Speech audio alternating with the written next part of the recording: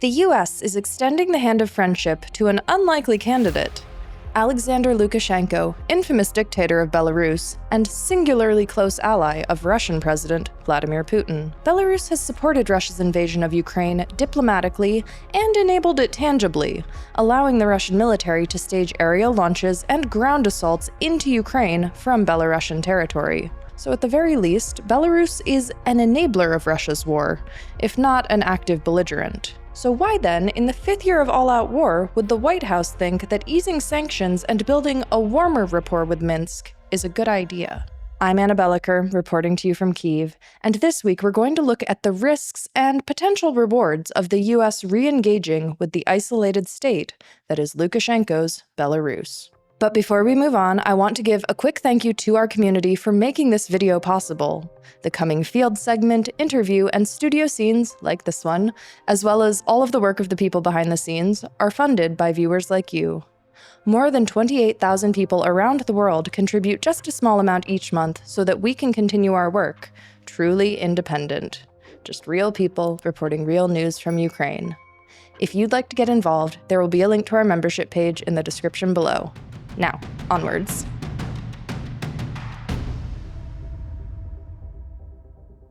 You might not have the clearest picture of Belarus, what it looks like, what life there's like, or what people there think.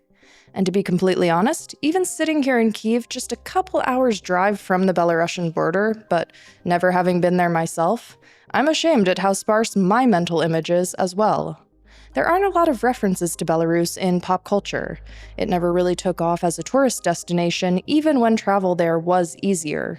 And it's long been prey to their pernicious stereotype of being just another little sibling nation to Russia, if not a region of it. Sound familiar? In reality, Belarus is a country of around 9 million people that has been under Lukashenko's totalitarian rule for longer than I've been alive. Lukashenko served in the Soviet army in the 70s before moving up the political ladder in the Communist Party in the final decades of the Soviet Union. When the Union broke up in 1991, he immediately pivoted to being a politician of the newly independent Belarus, doing everything in his power to keep the Soviet system in place and succeeding pretty well. From the beginning of his presidency in 1994, Lukashenko was enthusiastic about merging Belarus and Russia into one federation, although their current status is technically a confederation. The two countries share economic, trade, and military alliances, and citizens can travel between the two easily without visas, but Belarus is still technically an independent country. It's a major exporter of fertilizer and food products, but its industries are almost entirely state-run and have come under sanctions, first for its human rights abuses, and then its complicity in Russia's war, further cementing Russia and other allies like China as the main importers of Belarusian products. As leader of Belarus for more than 3 decades, Lukashenko has eliminated free speech and communication, maintained the only active death penalty in Europe, and imprisoned his opponents by the dozens. When a German foreign minister remarked in 2012 that Belarus was Europe's last true dictatorship, Lukashenko clapped back that it's better to be a dictator than a homosexual, which is a pretty illustrative glimpse into his mind. As for that one, whoever he is, pink or blue, who was shouting about dictatorship, when I heard it, I thought, it's better to be a dictator than gay, but God will judge him. In many ways, Belarus is a specter of what Ukraine could have been if the Euromaidan revolution hadn't happened. If a Russia-controlled leader was permanently installed in Kyiv, and all decisions about Ukraine rested in Moscow's hands. The reason you haven't heard much about Belarus is that it never got the chance to even start building a democracy. Since 1994, it's been forcibly led by someone who didn't even put up the pretense of wanting to carry Belarus beyond the Soviet Union. And it's important to note that Lukashenko's grip has only tightened, not loosened, over time. When he was re-elected for a 6th term in 2020, in a particularly unlikely landslide given the widespread criticism of his handling of the COVID-19 pandemic, the largest protests in modern Belarusian history broke out and were quashed with brutal violence from authorities. Human rights organizations have documented hundreds of cases of protesters being tortured and assaulted in what would, unfortunately, be the start of Lukashenko's most restrictive term to date. A term that has spanned, among other things, Russia's full-scale invasion of Ukraine. Given Lukashenko's lifelong dedication to preserving the Soviet system, and Belarus's geographic position as a keystone between Russia, Ukraine, and NATO, it's not surprising that Lukashenko has played a significant role in Russia's imperial war.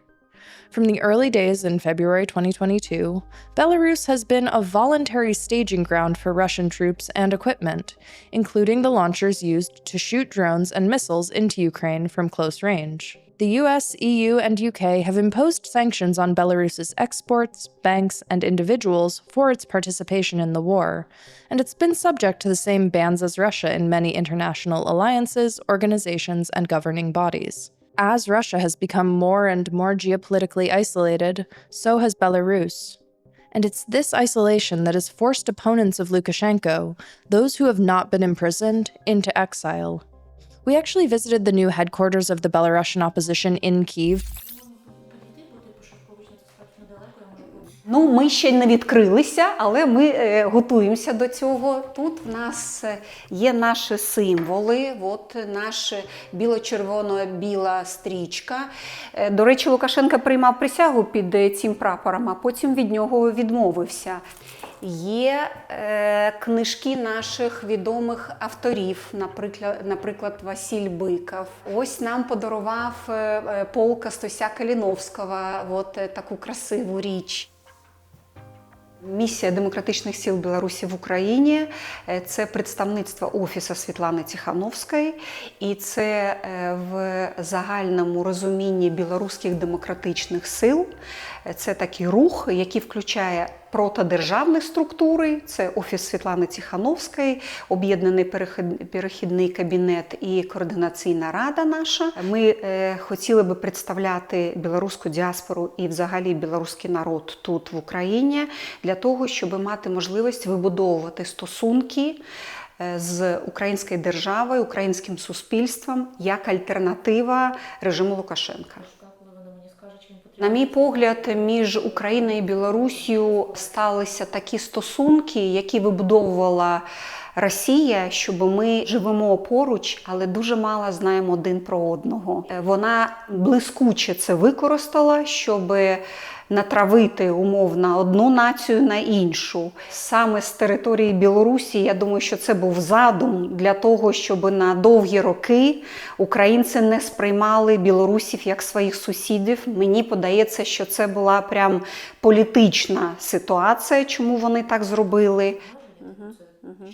Ми сподіваємося, що відношення до білорусів, коли ми розділяємо режим, і коли ми розділяємо людей, які білорусів живуть тут і хочуть допомагати Україні, і розуміють, що без перемоги України в нас нема шансу повернути демократичну Білорусь, а Україна, на мій погляд, має бути дуже зацікавлена, тому що в нас 1084 кілометри спільного кордону. І тому, на мій погляд, цей кордон має бути максимально безпечний, і тому обидві сторони, і білоруські демократичні сили, і Україна як держава зацікавлені в такому процесі. 20-й рік показав, що кожний 10-й білорус, який вийшов на протести, протестував проти цього, що ми як народ тебе, Лукашенка, більш не хочемо. Ми ясно показали, що більше 56% білорусів проти Лукашенка. І ми не підтримуємо те, що коїлось в країні. І сьогодні по різним оцінкам від 500 000 до 2 мільйонів білорусів знаходиться поза межами, а країна на, скажімо, декілька років тому це було 9 мільйонів, тобто це майже кожний 9-й, який виїхав з країни.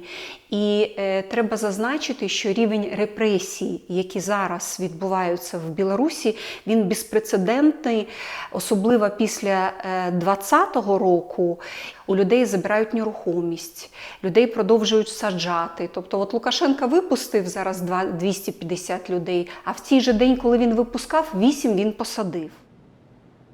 Ми об'єднані в тому, що ми хочемо, щоб Білорусь була демократичною, незалежною, щоб вона проводила свою політику національної ідентичності, що ми білоруси і громадяни, які в нас живуть, вони розуміють, що ми є частиною європейської нації. І це принципово відрізняється від риторики режиму Лукашенка, який каже, що білоруси – це росіяни зі знаком якості. Тобто ми точно не росіяни, ні з яким знаком, ні без яких знаків. Ми точно білоруси, ми точно частина європейської нації загальної. Ми точно не підтримуємо дії Росії, ми точно проти війни, яку розв'язала Росія проти України.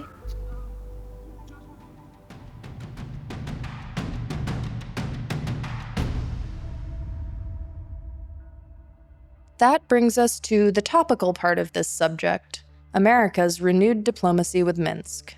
Since last year, the Trump administration has reopened several preliminary communication channels with Belarus and secured several diplomatic wins, including the release of hundreds of political prisoners jailed by Lukashenko's regime. There has also been talk of lifting sanctions on Belarusian exports, something that Lukashenko himself is reportedly lobbying for behind closed doors, which would provide some much-needed breathing room for the struggling Belarusian economy. U.S. Special Envoy to Belarus John Cole told the Kyiv Independent on March 20th that there might be a big deal in the works that would take America and Belarus's diplomatic relationship to a new level. He even said that an in-person meeting between Trump and Lukashenko could be on the horizon, either at the White House or at Mar-a-Lago, a sentiment that's been repeated by Trump officials several times this week, although no reported plans are in place at this time. So, what is the US trying to achieve here? Well, most immediately, Trump is getting credit for facilitating prisoner releases. Remember, he still genuinely wants the Nobel Peace Prize, and freeing people jailed by dictators is the kind of good PR that he craves amid the many controversies of his second term. But more broadly, and less tied to Trump himself, there's a degree of scoping out that's happening. America is testing out how responsive Minsk is to engagement and how willing it is to cooperate, and on what issues. As we've seen so far, prisoner releases are one of the only places that this has been successful, but even that tells us something about Lukashenko's regime.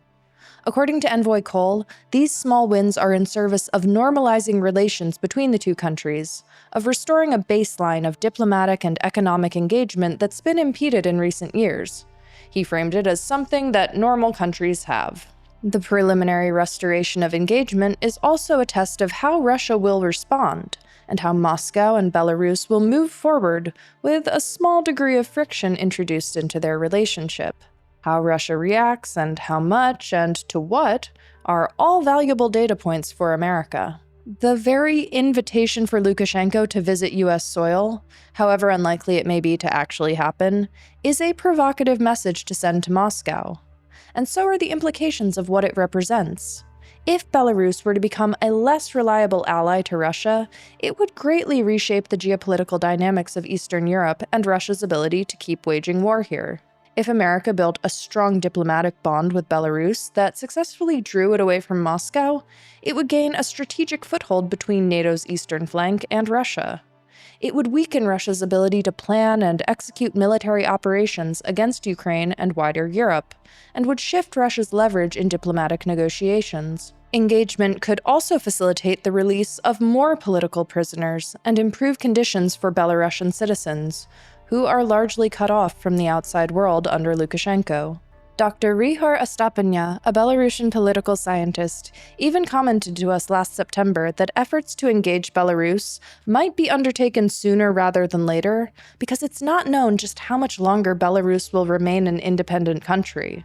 Prolonging the current government's rule by a decade would be better than Russia subsuming Belarus sooner than that. On these points, it seems both logical and humane for the US to cautiously re-engage with Minsk.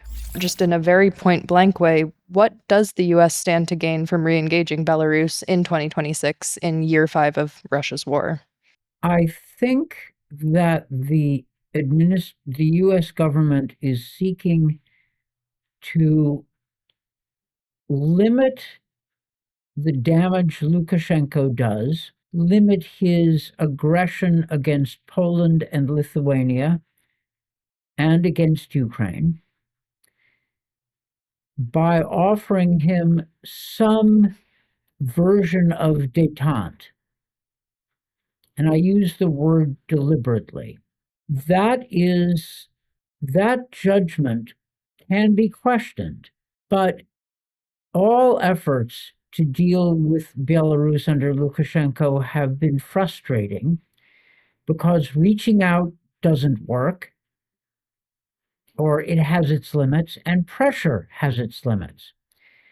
The administration, of course, is proud of the fact that it has convinced Lukashenko to release a fairly large number of political prisoners. This is good. There is also a moral hazard because if you release political prisoners, it also incentivizes Lukashenko to keep a supply of political prisoners to use as bargaining chips. So there is a moral hazard, but nevertheless, getting political prisoners out of prison is a good thing. Is there a case to be made in there, though, that, speaking about free Belarus, a free Ukraine, like these are all integral to the future security of Eastern Europe, but is there an argument to be made that if, say, the US was to roll back sanctions on Belarus now, that could actually indirectly strengthen Russia when the war is still going on? Is there a case that a strengthened Belarus is a strengthened Russia? You are correct. This danger does exist. And one of my questions for the administration has been, what are you doing to mitigate that danger?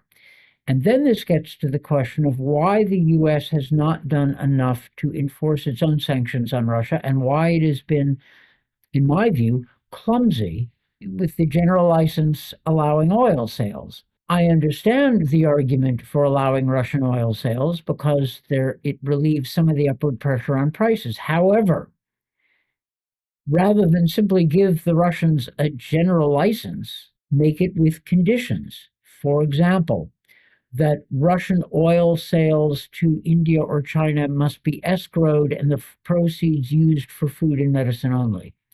I'm not making this up. This is what we did with the Iran sanctions back under the Obama administration. You see my point. If you're going to reach out to Belarus and lift the sanctions on Belarus, okay, I get the argument. But then you need to enforce the sanctions on Russia and let the Belarusians know you're going to distinguish between the two. Now, that's easier said than done, but you've raised a genuine problem.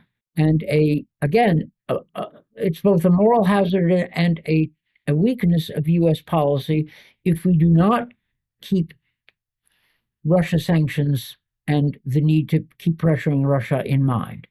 But the Trump administration has not done a terribly good job. It's not done a good job at all with enforcing the sanctions against Russia.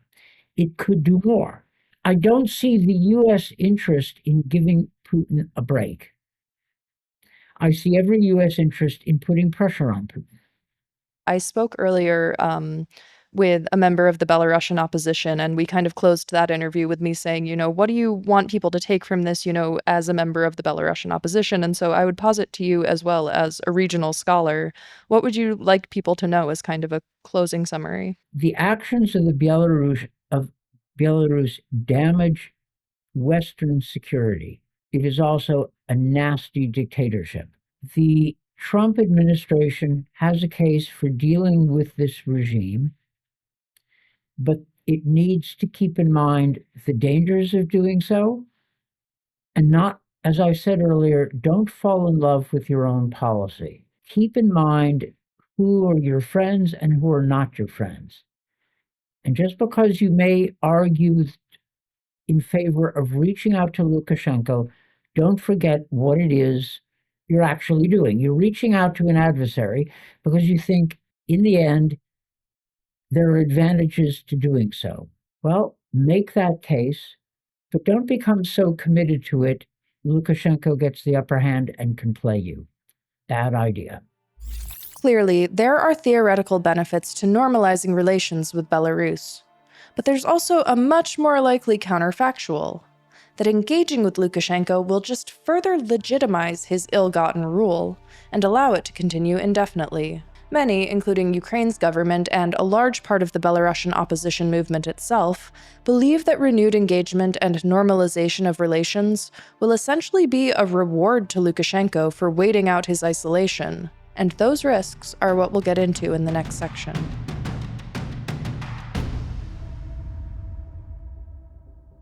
There is a risk that reopening dialogue and easing sanctions could legitimize Lukashenko's government and boost Belarus's economy without any systemic changes occurring. It's entirely possible that the US could inadvertently make Belarus a stronger ally for Russia, without gaining any meaningful influence in return. Realistically speaking, the chances of anyone breaking into the tight-knit alliance between Minsk and Moscow are slim to none. Like I said, Lukashenko is a lifelong devotee to Moscow. He's not gonna turn his back on it at this point. Throughout his reign, Lukashenko has used dialogue with the West as a bargaining tool, engaging in diplomacy without fundamentally changing his policies or loyalties. Until his last re-election, he balanced parallel foreign policy strategies with Russia and the West, an uneasy divergence which collapsed in the early 2020s amidst his domestic crackdown and Russia's war. To re-engage with Lukashenko now and normalize relations after the last half-decade would be to offer him relief from the consequences of his own choices. Ukraine categorically rejects the idea of renewed dialogue with Minsk. It runs the risk of boosting Belarus without sparking change there, as well as absolving responsibility for its participation in the war, which would undermine Ukraine. Even if Lukashenko were to die tomorrow, there would still need to be accountability for the crimes his country has helped Russia carry out in the last 4 years, to say nothing of the long road ahead of detangling the two economies, militaries, and governments. Not something to be taken lightly when debating the possible outcomes of diplomacy. A report from February by the SVR, Russia's foreign intelligence agency, indicated that Russia is worried that the West is actually building ties with Lukashenko's opponents to set the stage for regime change, which is a contrast to the idea that Lukashenko himself is being directly courted. Now, it's not super uncommon for the Kremlin to say that the US is fomenting insurrection in countries that it wants to keep under its control. It's a handy excuse for doubling down. But what was notable about this particular report from the SVR was the fact that it didn't name the US as the main instigator, instead citing Western nations as a whole. Now, this potentially means that the Kremlin doesn't want to directly antagonize America on this issue, signaling caution. Or it could mean that Russia is fully aware and okay with the renewed re-engagement between Washington and Minsk, potentially out of hopes that sanctions against Belarus will be eased and indirectly relieve some of the economic pressure on Russia, one of its key partners. A strengthened Belarus that remains as loyal to Moscow as it is now is ultimately a strengthened Moscow. But either way, we have two main arguments at play: that it's wise for the US to re-engage Belarus, and that it's incredibly risky for the US to re-engage Belarus. We've gone over what's in it for the US and what's in it for Lukashenko, but what about the Belarusians that aren't Lukashenko? Did they want the US president to re-engage with their president, now or in the future? Well, the Belarusian opposition movement, whose members are largely living in exile, is actually split on this issue. Some argue that it's a moral duty to engage with Belarus no matter what, lest it be abandoned to Russia, while others caution that diplomacy could validate and prolong Lukashenko's grip on the country. On the one hand, we have examples like Maria Kolesnikova, a Belarusian activist who was jailed in 2020 and released last year only to immediately resume activism, this time begging the world not to abandon the people of Belarus to total isolation with Russia. And then in the other camp, we have the primary leader of the opposition movement, Svetlana Tikhanovskaya, the only candidate to really challenge Lukashenko in an election, and many oppositionists regard her as the true president-elect of Belarus. She argues for a much more cautious approach to engagement and an upholding of sanctions, lest Lukashenko be legitimized and his rule prolonged. As headlines have swirled about a potential, if unlikely, meeting between Lukashenko and Trump, and more alarmingly about potential sanctions relief for Belarus, one of Tikhanovskaya's advisors traveled to Washington, D.C. to speak with American officials directly. And afterwards, he was kind enough to debrief with us. I'm joined now by Denise Kaczynski. You recently met with US officials in Washington, and coming off that trip, can you tell us a bit about the atmosphere and how the Trump administration is approaching Belarus? So we see that for the U.S. administration, the issue of releasing political prisoners in Belarus is one of the priorities, and President Trump has given this task of releasing all political prisoners or political hostages, as he sometimes mentioned this. In all the communication that have been issued by President Trump and also by the special envoy John Cole. So of course we are, happy that and glad that these releases are happening, and that within the last 14 months, more than 500 political prisoners have been released, including 250 in the last 2 weeks. But at the same time, 900 are still, behind bars, and these negotiations, very tough, very difficult negotiations, are handled and exceptionally done by Special Envoy John Cole, together with the State Department colleagues, specifically with the Deputy Assistant Chris Smith, and of course, it's also one of the priorities at the White House. I also see that administration of the United States, and people who are dealing also with Belarus, they are not naive. They understand with whom they are dealing, what the nature of Alexander Lukashenko is. And we see also from the history that Lukashenko has this history of fooling Europe, trying to show that, he's humane, or that, he gets the political prisoners in and then try to trade them and release, but at the same time, never changing the policy.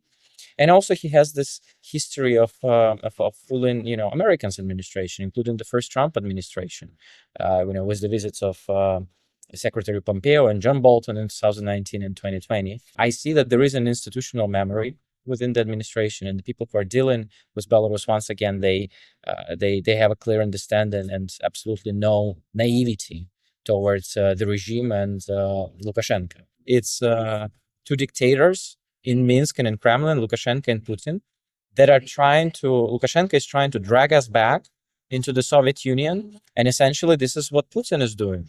He's trying to, restore his empire, something like amalgama, something in between USSR and Russian Empire. And he doesn't see the agency, doesn't see sovereignty or independence of none of our countries, none Ukraine, not Belarus, not Moldova, or anything else. So here, just to sum up, it's important to continue this humanitarian track to release the people, but at the same time, we hope that it will also, after this de-escalation and release of people, that it should also lead into the more systematic changes in Belarus, because of course it's important to release the people, but it's not less important, even more important, of course, to release the country, meaning that we should have free and democratic elections. We should not, our country should not be involved in anything connected to the war against Ukraine. And Lukashenko is, he's fully accomplice to Putin. The goal of President Trump, the bar that he set to release political prisoners, it's a very important step, and we hope that it will also, essentially will lead also to the next phase, which will lead to the democratization of the country. We don't believe, from our perspective, that Lukashenko can be eradicated, that he himself can change the policy. He already signed a blood death contract with Putin. There is no way he can step back. There is no way he can say that he can distance himself. I'm pretty sure what Putin is doing is it's a Titanic, and this Titanic will sink. But Lukashenko, he has a small boat that is tied to this Titanic, and there is no way he can untie himself on this boat. So he will be for sure on the same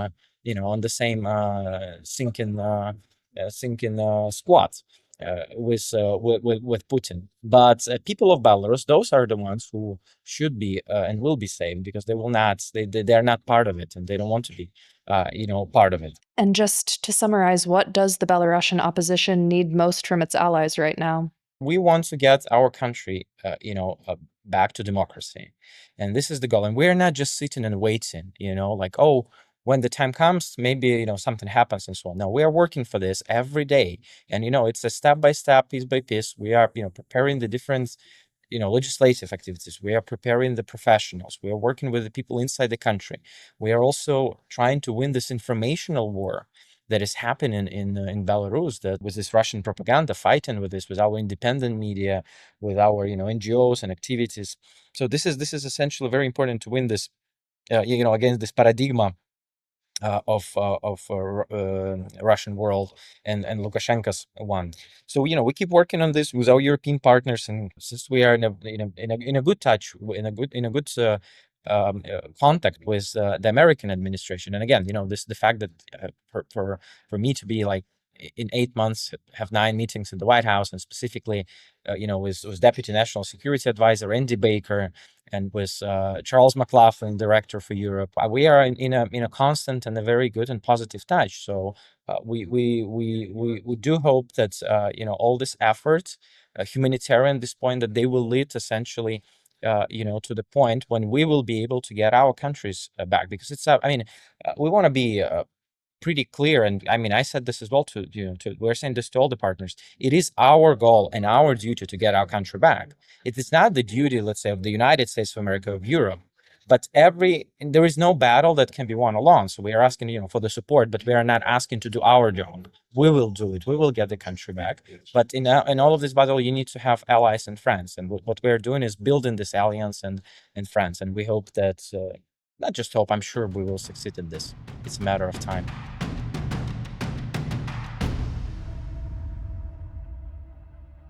Re-engagement with Belarus doesn't signal a dramatic pivot in American foreign policy, but the shift towards normalization is still tricky to grapple with. The US is trying to create leverage where there's very little to be found. Engaging carries real risks, from legitimizing authoritarian rule to undermining unity among Ukraine's allies. And ultimately, we don't know the full, classified justification for the US's engagement. We can only look at what's on the table and who stands to gain. I keep coming back to the word keystone, and yes, you can guess what US state I grew up in, because that's really what Belarus is. It borders Russia, Ukraine, Poland, and the Baltics, and it's of great strategic importance to Moscow in staging its war. Interfering with that relationship could really reshape the trajectory of the invasion in ways that could benefit the West and Ukraine alike. And there's also the humanitarian element. Preliminary engagement has already secured the freedom of political prisoners who were jailed for years, with many more to go, to say nothing of the millions of citizens living unincarcerated but still under totalitarianism. As Kolesnikova argues, abandoning Belarus means abandoning those millions to authoritarianism, a thought that no one should feel comfortable with. But, at the end of the day, we're left with the hard fact that there's no evidence Lukashenko can be coaxed out of Russia's orbit. And to the contrary, we have plenty of evidence that Lukashenko is willing to play the diplomatic field in superficial ways while maintaining a lifelong, die-hard allegiance to Moscow. He may be an opportunist, as any man who aspires to be a dictator has to be, but his core values haven't changed over the decades. We are not going to get a pro-Western turn from Lukashenko in his 6th term. The risk is not just that the West fails to gain leverage, but that it succeeds in the opposite direction, stabilizing the regime and reinforcing its ability to keep supporting Russia. That's the bottom line. There are risks to both isolation and engagement, and whichever path forward you think is correct, one thing is clear. The US, and any Western country considering renewing ties with Belarus, needs to be very cautious to not create a bigger problem than the one that already exists. I'd like to believe that the Trump administration has a clear, informed, iterative strategy on this matter, but it's Trump. Nothing is knowable. But what is knowable, however, is that Ukraine will continue to disavow any re-engagement with the country aiding and abetting Russia's war crimes. Without an overthrow of Lukashenko's regime, that's not likely to change. But, as I said last week, 2026 is shaping up to be a really rough year for dictators, so if we're making a wish list, may Lukashenko join the ranks of his fallen peers and make this whole conversation obsolete.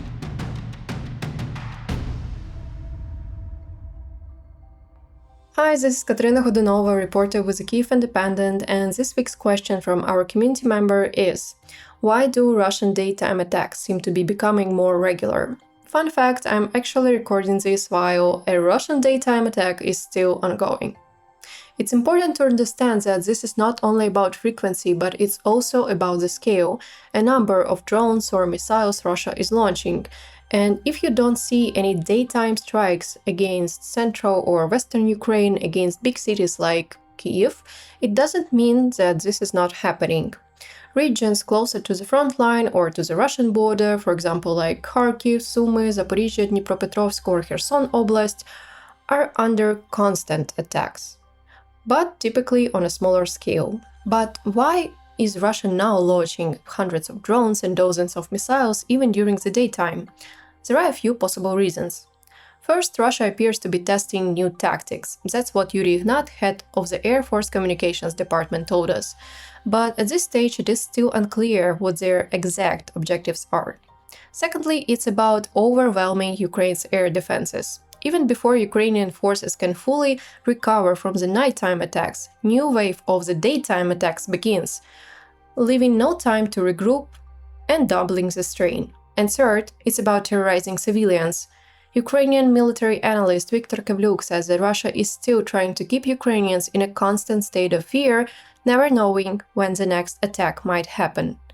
And of course, during the daytime, people are at work, at schools, walking on the streets, and going about their lives, which makes these attacks even more disruptive and dangerous. That's all for this week. We'll be back next Sunday with more news from Ukraine.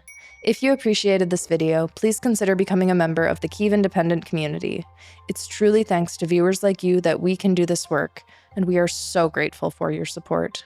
Thanks for watching. I'll see you next week.